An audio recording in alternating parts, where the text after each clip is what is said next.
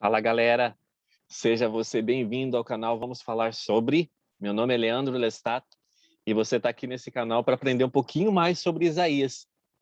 Hoje a nossa aula, na verdade, vai compreender os capítulos de Isaías de 6 até o 12. Então a gente vai falar um pouquinho aí sobre os 6 próximos capítulos de Isaías. E para mim é um prazer poder compartilhar essas mensagens com vocês, porque realmente Isaías ele foi um profeta muito especial. E os escritos de Isaías, eles são super especiais. Eles nos ajudam realmente a compreender a vontade do Senhor para nossos dias, principalmente, né? Não somente para aquele tempo, mas para saber realmente o que o Senhor espera de nós para hoje em dia. Então, por isso que eu escolhi esse livro, para que a gente pudesse compartilhar um pouquinho sobre ele. Gostaria também de agradecer ao irmão Vander, do canal Escola Dominical Brasil. Obrigado, Vander, pela indicação do canal. Obrigado pelo apoio de sempre, né? E o apoio também da galera da Liga da Justiça Sud. E realmente é ótimo ver esse grupo de pessoas podendo compartilhar mais e mais do Evangelho. Então vamos começar. O capítulo 6, na verdade, é um capítulo que mostra Isaías sendo escolhido para ser o profeta. Então, ele começa, na verdade, com uma visão das esferas celestes. E a gente vai ver um pouquinho aqui nesses versículos de 1 a 4. E fala assim: no ano em que morreu o rei Uzias, eu vi o Senhor assentado sobre um alto e sublime trono, e o seu séquito enchia o templo. Quando está falando séquito, ele está falando da questão de luz dele, né? A luz do Senhor enchia o templo. Os serafins estavam acima dele, cada um tinha 6 asas, com 2 cobriam seus rostos, e com 2 cobriam seus pés, e com 2 voavam. Quando a gente está falando aqui sobre serafins, a gente precisa entender que serafins eles são anjos que vivem na presença de Deus. E eles prestam continência, prestam glória ao Senhor, honra e adoração por todo o tempo. E a gente não sabe, na verdade, se esses serafins eles são somente seres, espíritos sem corpo da vida pré-mortal, ou se a denominação também se aplica aos anjos ressurretos e aperfeiçoados. Então, essa situação realmente não está muito clara ainda, né? Mas o que a gente sabe é que são anjos que prestam glória ao Senhor por todo o tempo, tá? E, então, eles podem ser 2 categorias de anjos aqui.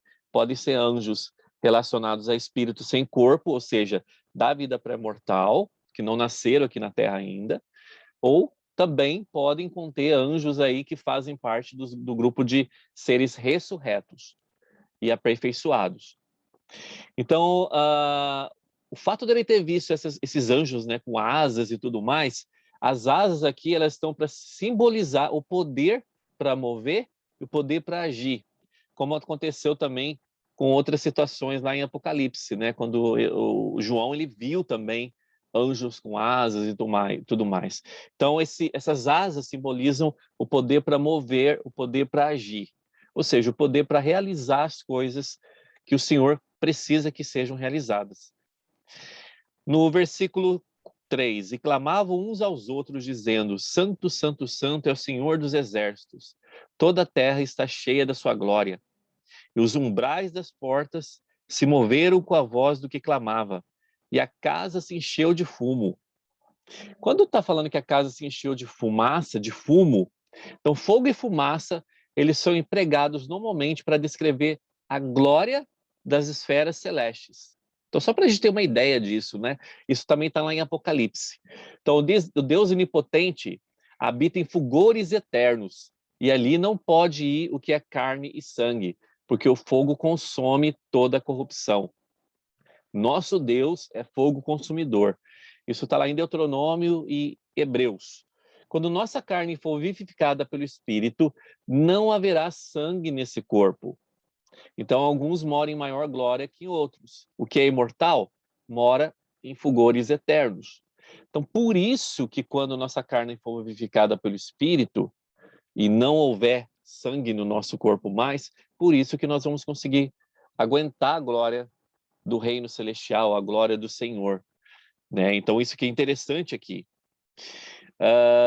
Só para a gente falar, dar uma pausa sobre isso, o profeta Joseph Smith ele falou o seguinte sobre esses 4 versículos aqui. Ele dá uma perspectiva dessa espécie de experiência que João teve. E ele fala o seguinte: se pudéssemos ler e entender tudo que se escreveu desde os dias de Adão sobre o relacionamento que terá o homem com Deus e os anjos no estado futuro, ainda assim saberíamos muito pouco. A leitura das experiências alheias ou as revelações dadas a outras pessoas jamais poderão dar a nós o entendimento de nosso estado e de nossa verdadeira relação com Deus. O conhecimento dessas coisas tão somente se pode obter pela existência mediante as ordenanças que Deus estabeleceu para esse propósito. Se por 5 minutos, eu acho essa parte bem interessante, se por 5 minutos pudéssemos contemplar o que há nos céus, aprenderíeis mais do que se lesseis tudo o que se escreveu sobre esse assunto, já aqui na Terra. Então, se por 5 minutos pudéssemos presenciar o que há nos céus, né? Então, só para a gente ter uma ideia do que Isaías viu aqui. Porque outros profetas também viram, né? Versículos 5 a 8 fala o seguinte: então disse eu, ai de mim que vou perecendo, porque eu sou um homem de lábios impuros e habito no meio de um povo de impuros lábios. E os meus olhos viram o Rei, o Senhor dos Exércitos. Então aqui, na verdade, Isaías ele tá mostrando aquele sentimento de indignidade, né, perante o Senhor. E é o sentimento que vários profetas demonstraram, né? Eles nunca meio que se achavam muito preparados para poder ver o que o Senhor estava mostrando para eles. Mas um dos serafins voou para mim, trazendo na sua mão uma brasa viva que tirava do altar como uma tenaz. E com ela tocou a minha boca e disse: eis que isto tocou os teus lábios, e a tua iniquidade foi tirada, e purificado o teu pecado. Depois disso ouvi a voz do Senhor que dizia: a quem enviarei? A quem há de ir por nós? Então disse eu: eis-me aqui, envia-me a mim. Então o que aconteceu com Isaías aqui, na verdade, foi um simbolismo da purificação do pecado dele. O Senhor perdoou os pecados dele, né? E na verdade, depois disso, ele se achou então digno de se dispor, de se disponibilizar, né, para poder então fazer realmente o que o Senhor estava querendo que ele fizesse, ou seja, ser um profeta. Aí começa então a comissão o comissionamento do profeta, né? Ele começa a ser utilizado então como profeta a partir desse momento. Então disse ele: vai e diz a este povo: ouvis de fato e não entendeis, e vedes em verdade, mas não percebeis. Engorda o coração deste povo e endurece-lhe os ouvidos e fecha-lhes os olhos. Não venha a ele a ver com seus olhos e a ouvir com seus ouvidos e a entender com seu coração e a converter-se e a ser sarado. Então disse eu: até quando, Senhor? E respondeu: até que se assole cidades e fique sem habitantes e nas casas não fique morador e a terra seja assolada de todo. E o Senhor afaste dela os homens, e no meio da terra seja grande o desamparo. Mas se ainda a 10ª parte dela ficar, tornará a ser pastada, como o carvalho e como a azinheira, que depois de se desfolharem, ainda ficam firmes.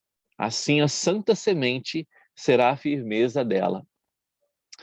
Aqui a gente tem algumas coisas interessantes, né? Porque na verdade o Senhor lhe mostra aqui alguns sinais que nós temos, né? Por exemplo, visão, audição e sentimento espiritual, na verdade. Então ele utiliza esses pontos, né?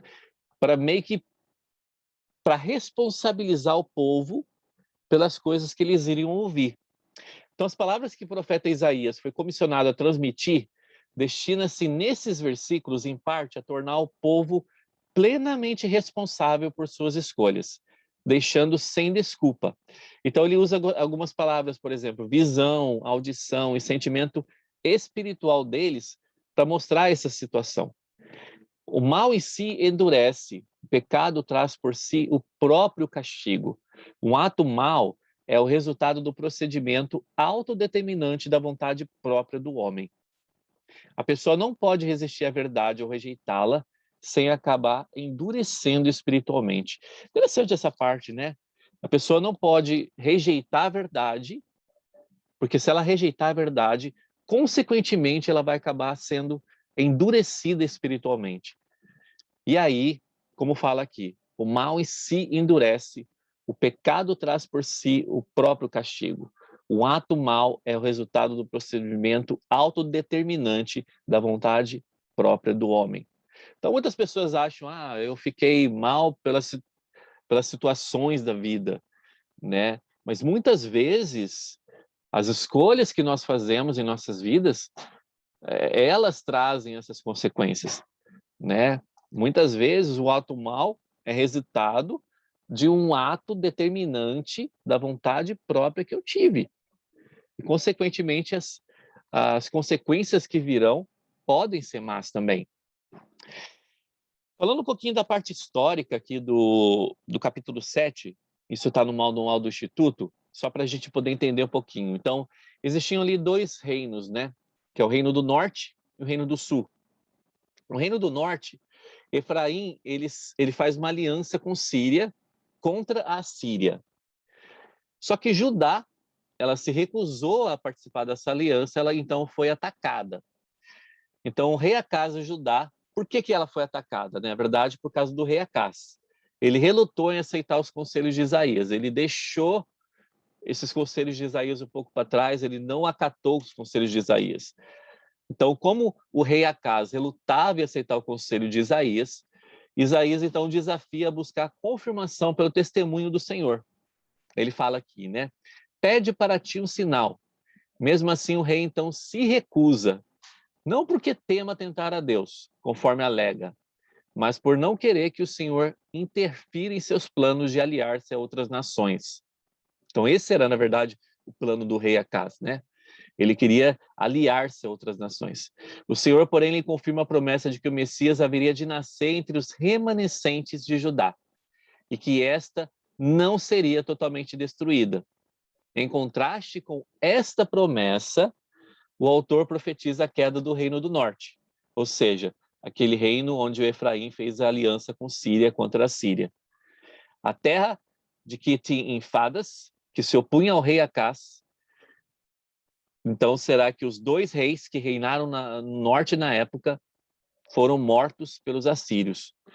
Essa foi a consequência que aconteceu aqui, né? Lá no versículo 14, nós temos uma profecia messiânica, né? Que é chamada, toda profecia relacionada a Jesus Cristo é chamada de profecia messiânica. E aqui no versículo 14 fala o seguinte: portanto, o mesmo Senhor vos dará um sinal.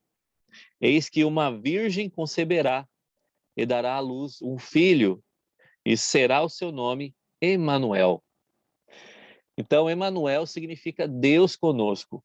Então, mostrando aqui, né, que Jesus Cristo ele ia nascer, mesmo com essa situação toda que estava acontecendo, né, entre essas civilizações e tudo mais, ainda assim Jesus Cristo nasceria entre aquele povo.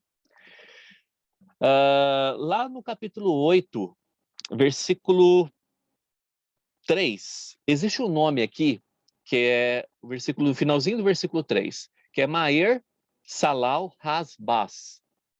Esse nome aqui é o nome do filho de Isaías, um dos filhos de Isaías.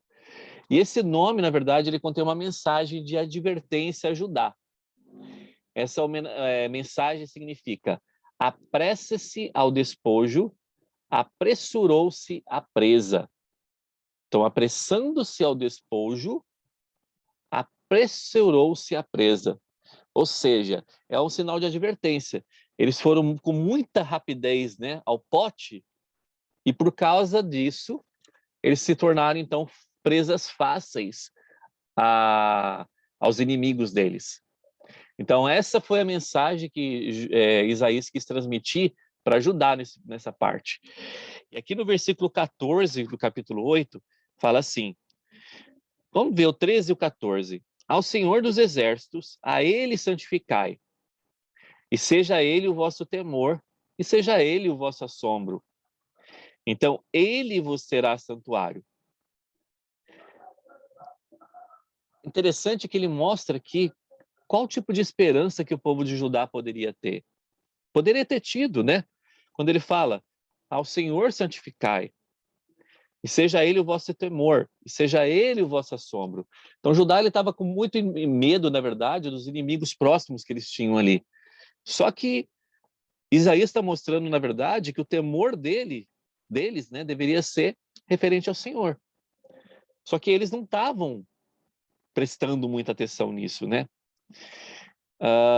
E no 14 ele fala, então, ele vos será santuário, mas servirá de pedra de tropeço e de rocha de escândalo às duas casas de Israel, de laço e rede aos moradores de Jerusalém.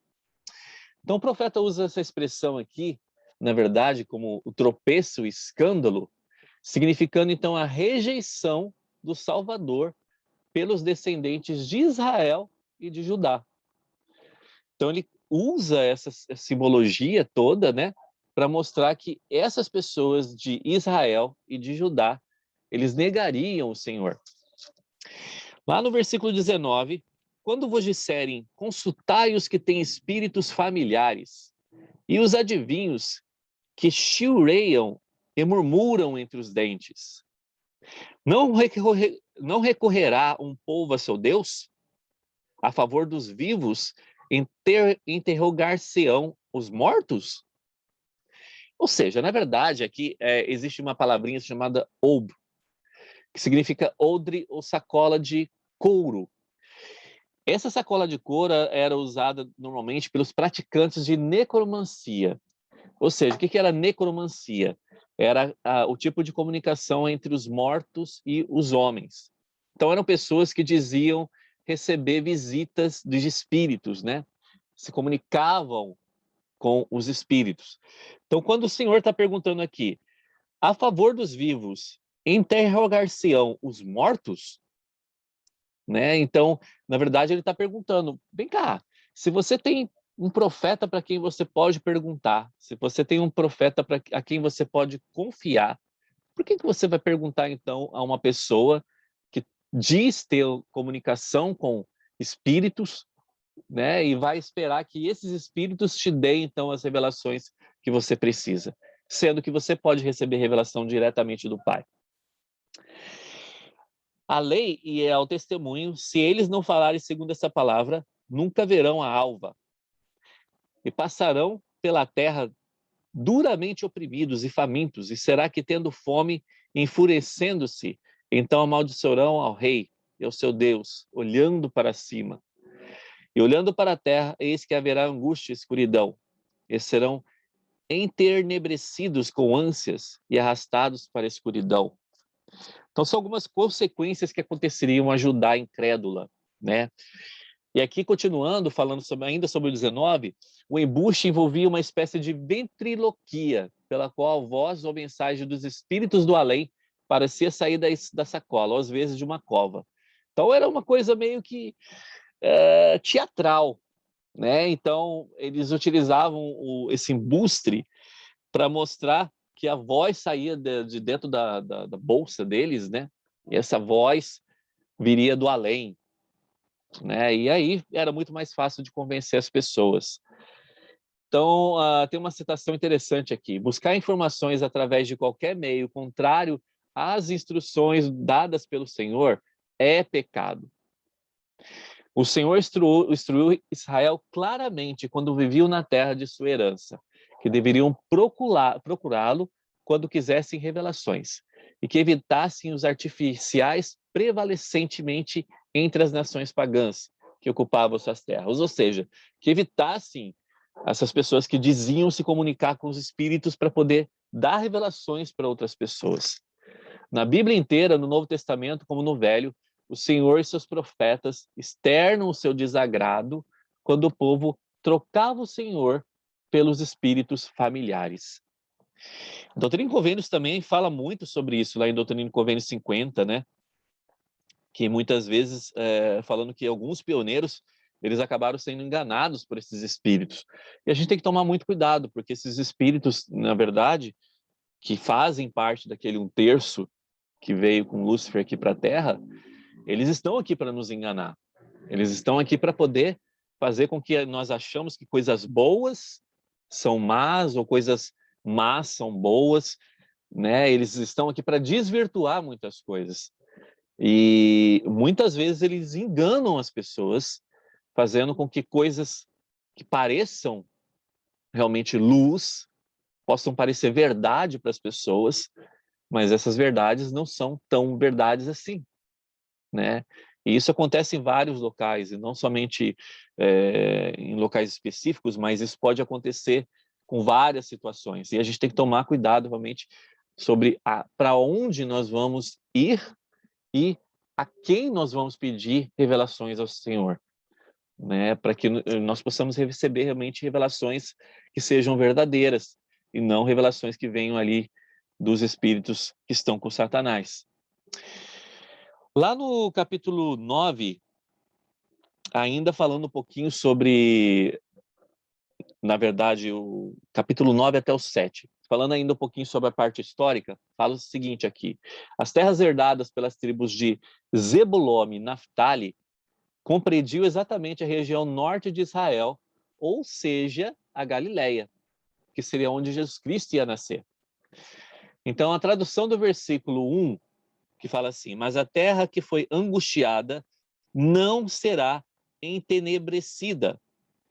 Ele envileceu nos primeiros tempos a terra de Zebulon, né? A terra de Zebulon e Naftali, ou seja, a Galileia. Mas nos últimos dias a enobreceu junto ao caminho do mar, além do Jordão, a Galileia dos gentios.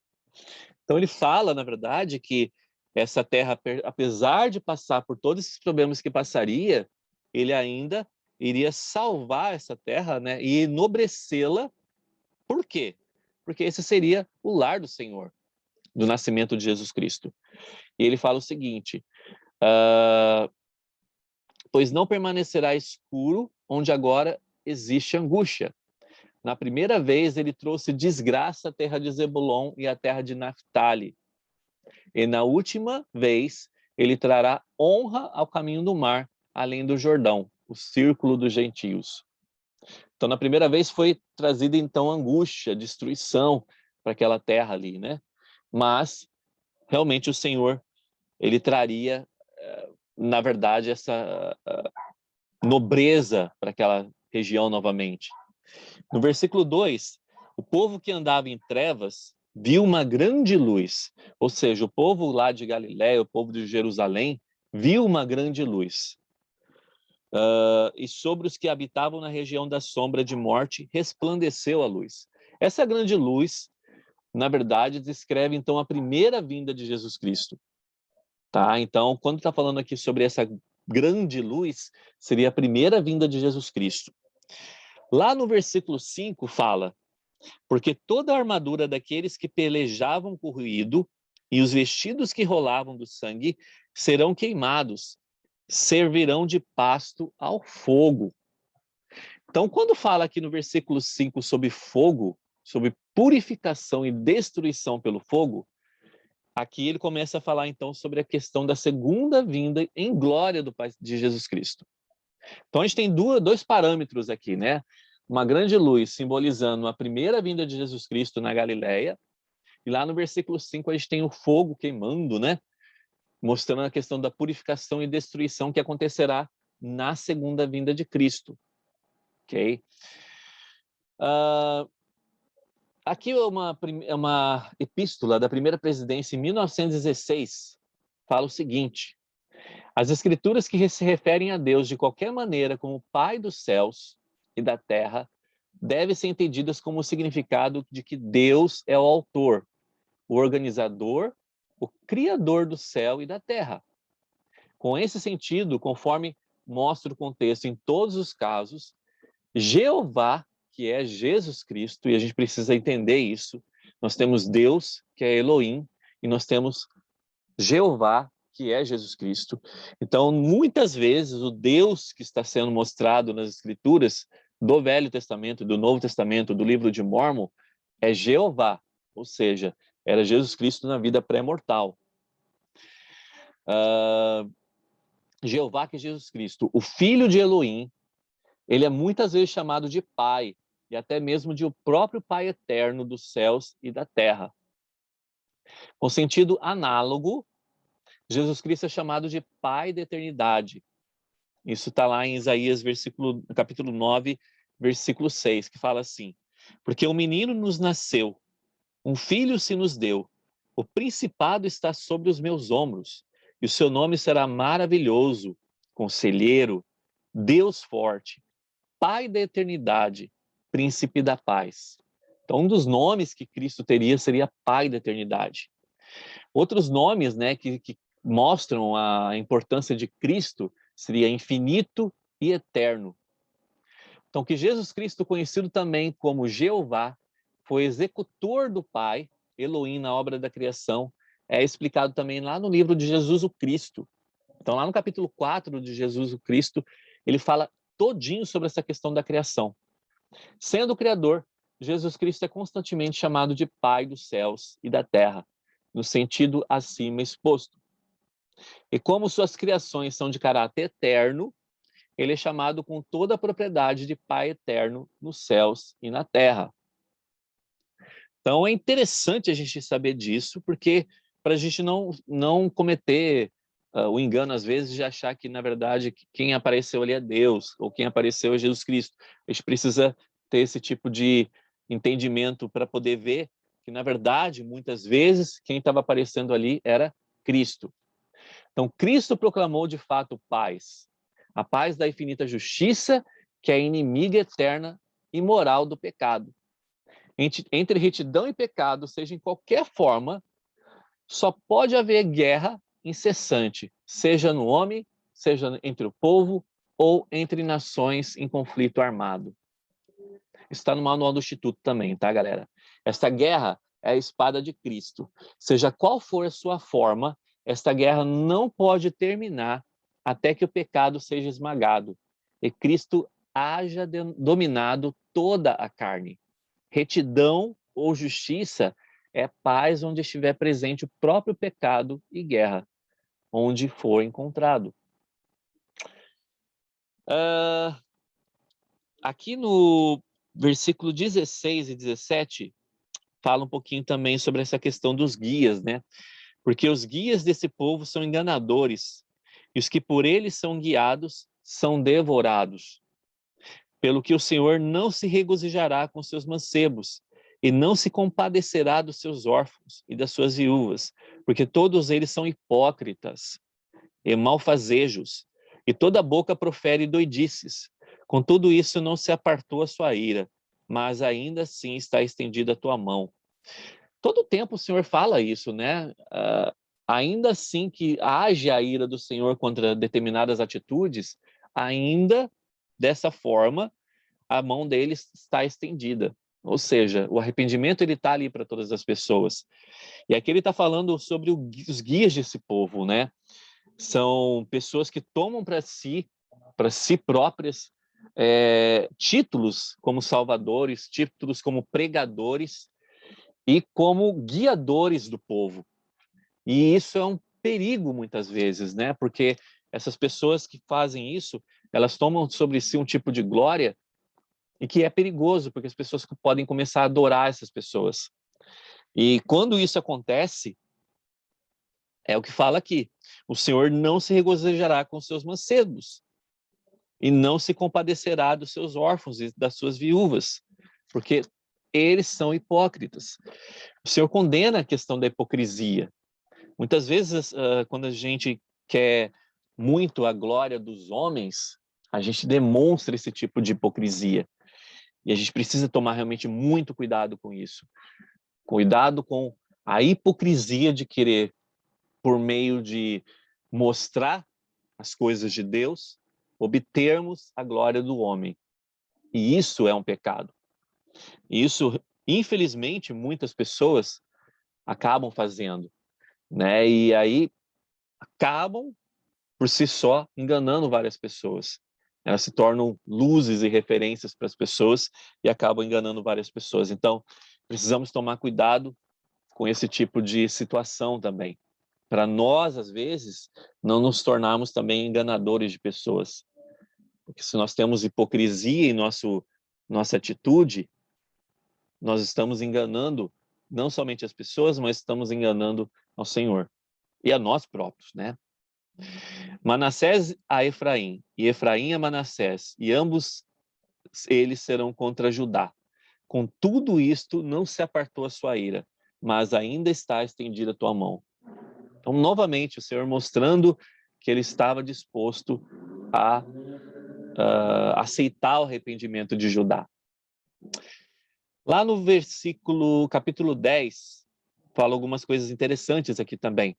E fala: ai dos que decretam leis injustas e dos escrivãs que escrevem perversidades, para prejudicarem os pobres em juízo e para arrebatarem o direito dos aflitos do meu povo, para despojarem as viúvas e para roubarem os órfãos.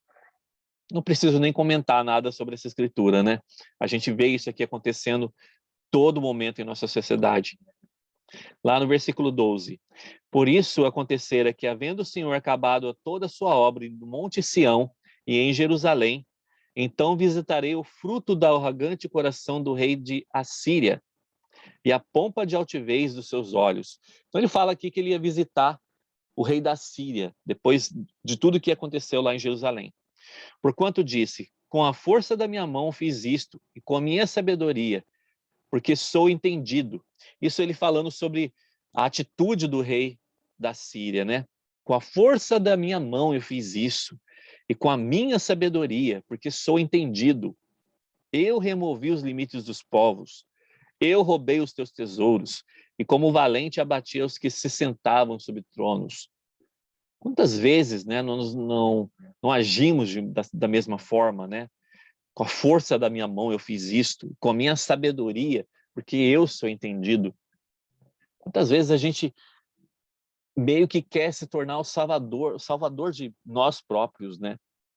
E esquece de agradecer realmente ao Senhor pelas coisas, de agradecer por Ele estar fazendo as coisas por nós. Porventura, gloriar-se-á o machado contra o que se corta contra ele? Ou presumirá a serra contra o que puxa por ela? Como se o bordão movesse os que levantam, ou a vara levantasse o que não é pau. Ou seja, será que a gente poderia se gloriar contra, né, aquele que nos criou?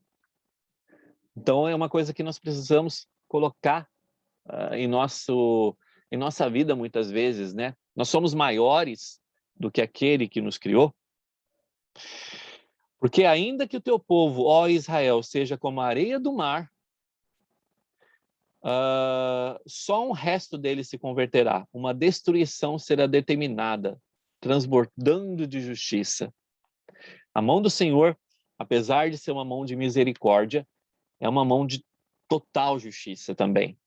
Então ele mostra que as coisas do Senhor, elas não são brincadeira, né? E nós temos consequências para o que fazemos ou deixamos de fazer. Capítulo 11, na verdade, é um capítulo todo messiânico também. E ele fala assim: porque brotará um rebento do tronco de Jessé. O tronco de Jessé, que fala aqui, é o rebento deste tronco, um servo nas mãos de Cristo, que em parte é descendente de Jessé, assim como de Efraim, ou da casa de José, sobre quem está posto muito poder.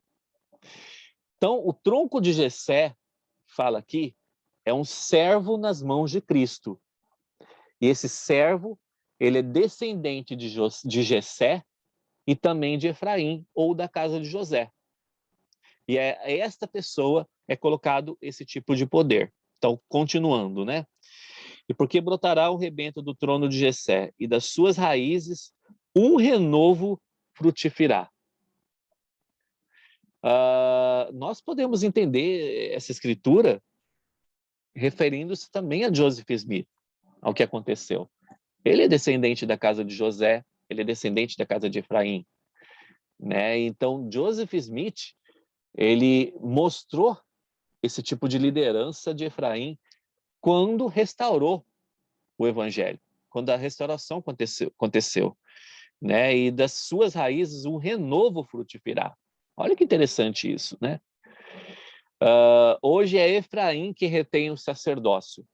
Está lá no manual do Instituto, na verdade, citando doutrinas de salvação. É com Efraim que o Senhor fez convênio, revelando a plenitude do evangelho eterno.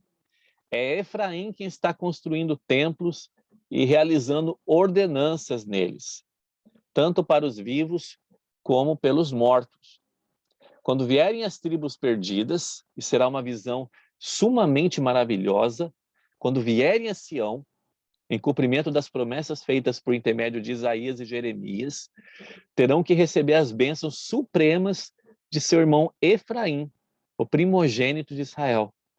Olha que interessante isso, né? E essa profecia que iria acontecer. Agora, voltando lá no versículo 2, fala o seguinte: repousará sobre ele o Espírito do Senhor, o Espírito da sabedoria e da inteligência, o Espírito de conselho e de fortaleza, o Espírito de conhecimento e de temor do Senhor. E deleitar-se-á no temor do Senhor, e não julgará segundo a vista dos seus olhos, nem repreenderá segundo o ouvir dos seus ouvidos. Mas julgará com justiça os pobres, e repreenderá com equidade os mansos da terra, e ferirá a terra com a vara de sua boca, e com o sopro dos seus lábios matará o ímpio. E a justiça será o cinto dos seus lombos, e a verdade o cinto dos seus rins. Falando um pouquinho sobre o renovo, sobre a questão de termos um renovo frutificado, lá no manual do Instituto fala também: Cristo é o filho de Davi, a semente de Davi, o herdeiro através de Maria, sua mãe de sangue, desse grande rei. E também chamado de tronco de Jessé, e de renovo, significando o renovo de Davi. Então, quando a gente está falando aqui desse versículo 11, nós podemos entender de duas formas ali, né?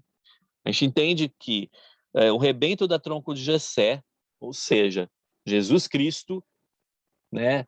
Ele seria então o renovo, mostrando então as profecias messiânicas que aconteceriam, e é o que fala no versículo 2 até o 5. E refere-se quase que exclusivamente à sua segunda estada na terra. Jessé era pai de Davi. Então Isaías fala do tronco de Jessé, o qual designa igualmente de renovo que brota da raiz desse antigo homem honrado. Ok? Então, só para a gente poder entender um pouquinho o que fala nesses versículos aqui, né? O Elder Pratt falou o seguinte, lá sobre o versículo 9. Não se fará mal nem dano algum em todo o monte da minha santidade, porque a terra se encherá do conhecimento do Senhor, como as águas cobrem o mar. O presidente Pratt ele falou o seguinte: o conhecimento de Deus cobrirá então a terra como as águas cobrem as grandes profundezas. Não haverá mais lugar para a ignorância, nem um lugar para as trevas, nem um lugar para aqueles que não servem a Deus. Por quê? Porque Jesus, o grande Criador, e também o grande Redentor, estará pessoalmente na terra. Falando da ocasião do milênio, né? Que é o que fala aqui no versículo 9. Que terra feliz essa criação será, quando houver este processo de purificação e a terra estiver repleta com o conhecimento de Deus, como as águas cobrem as grandes profundezas. Continuando aqui no manual. Que mudança! Então, viajando de um confim da terra para o outro, não se encontrará nenhum homem iníquo, nenhum homem embriagado, nenhum homem que blasfeme o nome do grande Criador. Ninguém que se aposse dos bens de seu vizinho para roubá-los. Ninguém que cometa devassidão, pois todos que cometem devassidão serão lançados no inferno, disse o Senhor Deus Onipotente. E toda pessoa que cometer pecado será rapidamente punida pelo juízo do Onipotente. Então, lembrando, né, quando a gente está falando aqui sobre a época do milênio, na verdade, o milênio nós teremos aí seres celestiais e seres terrestriais. Então, por isso, nós teremos esse tipo de situação na Terra. Versículo 10 a 16 fala o seguinte: E acontecerá naquele dia que as nações perguntarão pela raiz de Jessé, posta por pendão dos povos, e o lugar do seu repouso será glorioso, falando ainda sobre Jesus Cristo. Porque há de acontecer naquele dia que o Senhor te orará estender a tua mão para adquirir outra vez os resíduos de seu povo, que restarem da Síria. E levantará um pendão entre as nações, e ajuntará os desterrados de Israel, e os dispersos de Judá, congregará desde os quatro confins da terra. Lembrando que a coligação de Israel, né, na verdade, Israel, as tribos perdidas de Israel, elas serão novamente coligadas, juntadas. E nós fazemos um papel assim extremamente precioso nessa coligação de Israel. Porque a coligação de Israel, na verdade, começa a partir do momento que a pessoa é batizada na igreja. Então, ela é batizada pelo poder do sacerdócio, ela recebe o dom do Espírito Santo e a partir daquele momento ela é integrada na casa de Israel. Então, a coligação de Israel começa a partir desse momento. E aqui no manual fala o seguinte: há mais de 125 anos, na pequena localidade de Fayette, condado de Sêneca, Nova York, o Senhor ergueu um pendão às nações. E isso em cumprimento das profecias de Isaías que acabo de ler. Esse pendão é a Igreja de Jesus Cristo dos Santos dos Últimos Dias, estabelecida pela última vez para nunca mais ser destruída ou passar a outro povo. Foi o maior acontecimento presenciado pelo mundo desde o dia que o Redentor foi pregado na cruz e obrou a infinita e eterna expiação. Para a humanidade, foi de mais significância do que qualquer outra coisa que aconteceu desde esse dia. Após o levantamento desse pendão da Igreja de Jesus Cristo dos Santos dos Últimos Dias, o Senhor enviou às nações da terra seus eldres, investidos do sacerdócio e com poder e autoridade, a fim de prestarem testemunho da restauração de sua igreja a todos os gentis e conclamarem os filhos dos homens a se arrependerem e receberem o evangelho, pois estava agora sendo pregado no mundo inteiro como testemunho antes de chegar ao fim, isto é, o fim do reinado da iniquidade, e estabelecimento do reino milenial de paz. Os eldres foram conforme mandados e continuam pregando o evangelho e congregando dentre as nações a semente de Israel, a qual foi feita a essa promessa. Então, a primeira vez foi quando o Senhor tirou Israel da escravidão e do cativeiro egípcio. Quando o Senhor estendeu sua mão pela segunda vez, que é falado nesses versículos, seria para recuperar, então, o restante do seu povo, ou seja, coligação de Israel. Então, ele levantará um estandarte para as nações, ele e ajuntará os desterrados de Israel, os dispersos de Judá recolherá desde os quatro confins da terra. Olha que interessante isso, né? Como que vai ser esse processo de coligação? Ele vai levantar um estandarte para as nações, que já foi levantado, é esse pendão que fala aqui, que é a Igreja de Jesus Cristo. Ele ajuntará os desterrados de Israel, ou seja, o evangelho está sendo pregado no mundo todo, as pessoas estão entrando para o evangelho, estão sendo batizadas, para que elas possam ser ajuntadas, né? Porque elas são os desterrados de Israel, e elas recebam esse tipo de autoridade para poder pregar o evangelho e o sacerdócio. E os dispersos de Judá recolherá desde os quatro confins da terra. Então, o processo de recolher os dispersos de Judá está acontecendo. Então, a obra missionária é o maior exemplo de coligação de Israel que nós temos aí acontecendo, tanto a obra missionária, né, pelos vivos, quanto a obra missionária por aqueles que já estão no mundo espiritual, que é feita nos templos. Então, antigamente, né, só para a gente saber, na época dos reinos divididos, Judá, que era a tribo principal lá do Reino do Sul, e Efraim, que era a tribo principal do Reino do Norte, Elas viviam sempre, então, em rivalidade. E aqui tem uma citação de 1956 de uma conferência, e fala assim: nós somos de Efraim. O Senhor espera que, como guardiões do seu evangelho, restaurado nesses últimos dias, segundo o meu entender, estendamos a mão da amizade e ajudar aqueles que não fazem parte ainda da igreja. Pois, afinal, somos todos descendentes dos profetas Abraão, Isaque e Jacó. Estamos incluídos nas promessas de que, através de seus descendentes, seriam abençoados todas as nações da terra. Eu não sei como a hostilidade e inveja entre Efraim e Judá pode desaparecer. Ele falando aqui nessa conferência. A menos que nós, da casa de Efraim, que temos a custódia do evangelho, tomemos a iniciativa tentando levar a este ramo da casa de Israel as bênçãos do evangelho restaurado. E me parece que a única maneira de a tribo de Judá poder santificar-se, a fim de habitar na sua presença para todo sempre, será nós lhes levarmos o evangelho do Senhor Jesus Cristo, conforme o Salvador prometeu que aconteceria nos últimos dias. Só para encerrar nossa aula de hoje, aqui no versículo 2 do capítulo 12, na verdade o capítulo 12 inteiro é um meio que um testemunho de Isaías em referência ao Senhor. E fala assim: e dirás naquele dia, graças te dou, ó Senhor, porque ainda que tiraste contra mim, a tua ira se retirou e tu me consolaste. Eis que Deus é minha salvação. Eu confiarei e não temerei, porque o Senhor Jeová é a minha força e o meu cântico, e se tornou a minha salvação.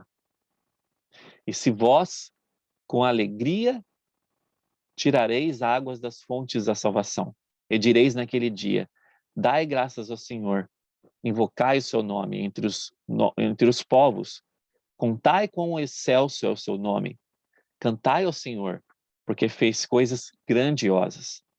Saiba-te isto em toda a terra, exulta e canta do gozo, ó habitante de Sião, porque grande é o Santo de Israel no meio de ti. Que possamos lembrar disso, né? Em momentos que estivermos passando por dúvidas, que possamos lembrar principalmente desse versículo 2. Eis que Deus é minha salvação, em quem confiarei e não temerei, porque Ele é minha força e meu cântico, e se tornou a minha salvação.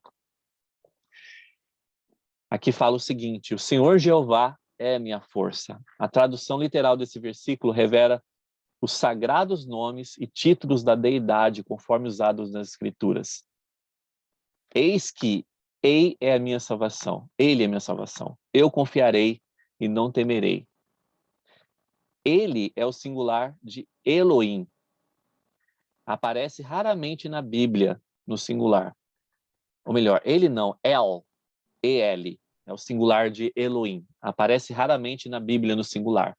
Na versão em português da Bíblia, tanto na forma singular como plural, elas são traduzidas como Deus. Yah é uma forma abreviada de Jeová, que costuma ser traduzida como Senhor. E para evitar repetição, Senhor, Senhor, foi aqui traduzida como Senhor Jeová. É uma das poucas vezes em que é transposto por extenso na versão portuguesa. Só para a gente saber, curiosidade, né? A forma abreviada Yah, Jeová, aparece em hebraico também. Bom, irmãos, espero que tenha dado para nós podermos entender um pouquinho mais sobre esses capítulos de Isaías. Hoje a gente pode ver um pouquinho sobre capítulo 6 a capítulo 12 de Isaías.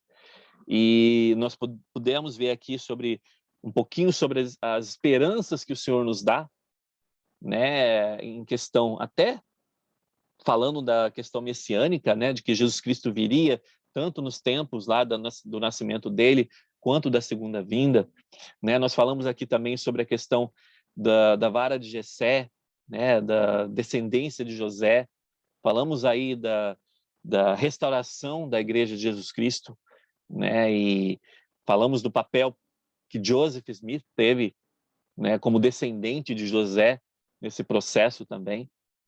E eu espero que possamos ter aprendido bastante nessa aula. E eu deixo esse testemunho para vocês e que realmente eu sei que o Senhor, Ele nos ama demais. Eu sei realmente que o Senhor, Ele espera muito de nós. Ele espera realmente que nós possamos ter a atitude de seguir o que Ele tem falado para nós.